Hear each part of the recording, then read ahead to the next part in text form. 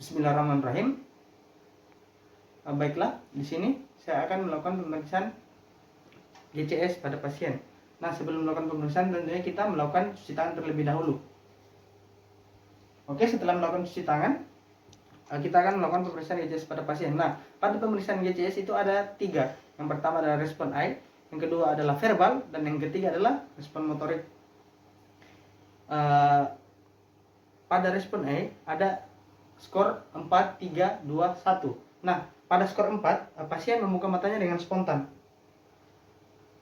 Oke, itu berarti skornya 4.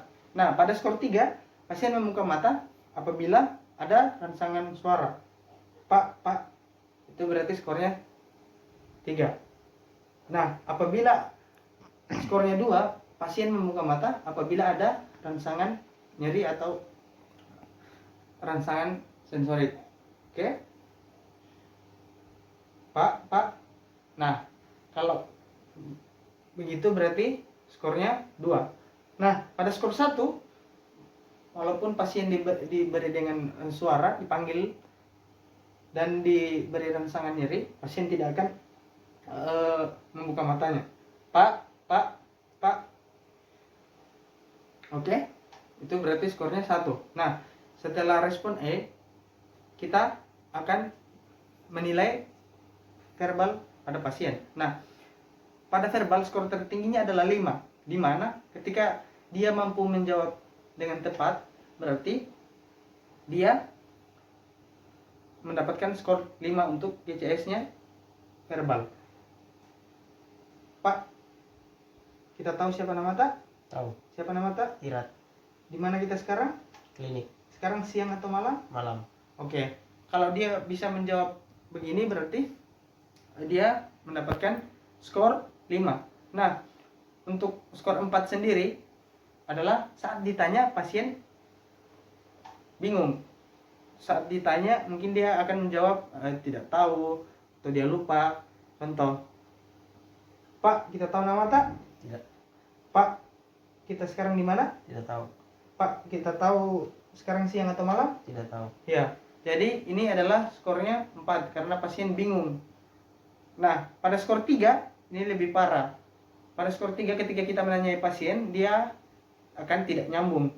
Contoh ketika ditanya, Pak, kita tahu nama tak? Pusing. Pak, kita tahu sekarang di mana? Pusing. Pak, kita tahu sekarang siang atau malam? Pusing. Nah, ini berarti skornya 3.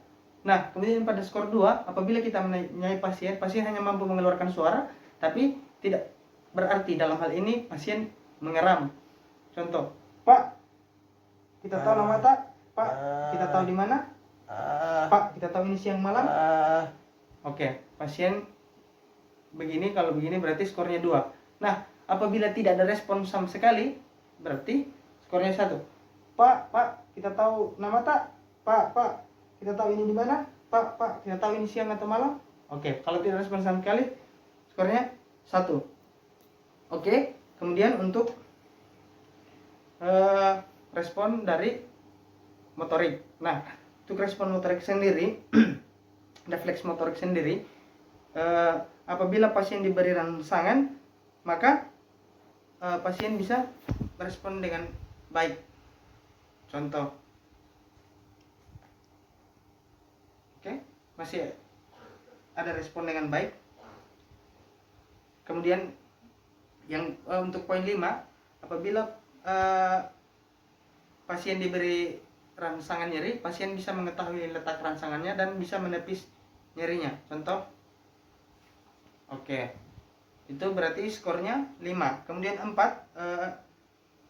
pasien bisa menghindari rangsangan nyeri. Oke. Nah, untuk poin 3, pasien merespon rangsangan nyeri dengan fleksi abnormal. Contoh. Oke. Contoh.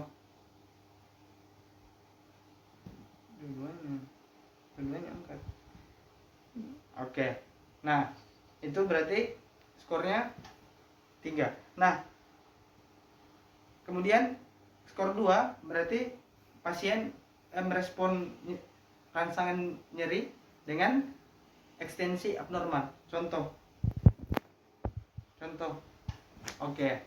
Berarti itu pasien skor GCS skornya untuk motoriknya 2. Nah, untuk skor 1 pasien tidak akan merespon bahkan rangsangan nyeri. Pasien tidak akan merespon saat diberi rangsangan nyeri. Oke. Mungkin itu untuk pemeriksaan GCS sesuai skor.